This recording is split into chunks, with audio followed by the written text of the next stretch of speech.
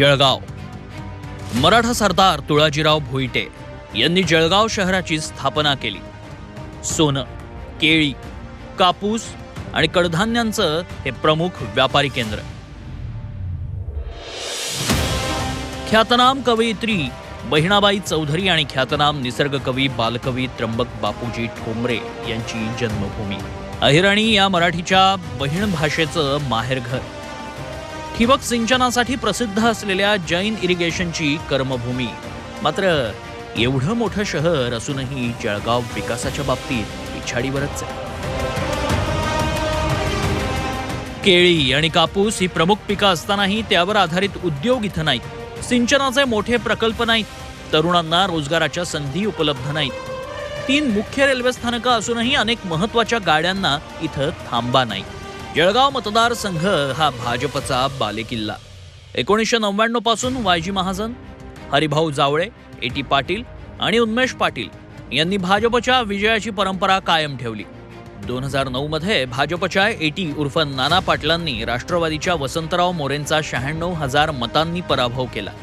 2014 मध्ये त्यांनी दुसऱ्यांदा राष्ट्रवादीच्या डॉ. सतीश पाटलांना 4.25 लाख मतांनी पाणी पाजलं. 2019 मध्ये भाजपनं उन्मेष पाटलांना मैदानात उतरवलं. त्यांनी राष्ट्रवादीच्या गुलाबराव देवकरांचा तब्बल 4 लाखांहून अधिक विक्रमी मताधिक्यानं धुव्वा उडवला. विधानसभेचा विचार केला तर जळगावातून शिवसेनेचे 3, भाजपचे 2 आणि राष्ट्रवादीचा 1 आमदार निवडून आलाय. यावेळी भाजपनं विद्यमान खासदार उन्मेष पाटलांचं तिकीट कापलं आणि जिल्हा परिषदेच्या माजी अध्यक्षा स्मिता वाघ यांना उमेदवारी दिली. त्यामुळे भाजपात मोठी नाराजी पसरली. उन्मेष पाटलांनी तर भाजपला रामराम ठोकून बंडाचा झेंडा फडकवला. उद्धव ठाकरेंच्या उपस्थितीत त्यांनी शिवसेनेचं शिवबंधन हाती बांधलं. मात्र उमेदवारीची माळ करण पवार यांच्या गळ्यात पडली. या घडामोडींनंतर आता भाजपमध्येही वेगवान हालचाली सुरू झाल्या आहेत. स्मिता वाघ यांना दिलेली उमेदवारी बदलण्यात येणार असल्याची चर्चा रंगतीये. आमच्या खानदेशातला एक उमदा युवा की जो 2दा लोकनियुक्त नगराध्यक्ष म्हणून काम करतो, युवकांची मोठी फळी उभारतो. त्याचं सामाजिक आणि त्या ठिकाणी राजकीय त्याचं एक धडाडीचं काम आहे. मग असा तरुण जर त्या ठिकाणी लोकसभेचा उमेदवार होऊ शकतो का? आणि त्या ठिकाणी साहेबांनी आज उमेदवारी घोषित केली. करण पवार यांच्या माध्यमातून युवा शक्तीला पुढे आणता येईल का, त्या माध्यमातून आम्ही काम करतोय असं आम्हाला त्या ठिकाणी कळतंय. आपल्या कोणाच्या तरी माध्यमातून अनेक पत्रकारांचे देखील मला त्या ठिकाणी फोन आले. हे काहीतरी उमेदवार बदलीच्या त्या ठिकाणी हालचाली सुरू आहेत. म्हटलं आता त्याच्यावर आपल्याला काही भाष्य त्या ठिकाणी करायचं नाही. भारतीय जनता पार्टी ही तळागाळातल्या कार्यकर्त्यांना न्याय देणारी पार्टी आहे आणि त्यातल्या त्यात महिलांचा सन्मान करणारी पार्टी आहे.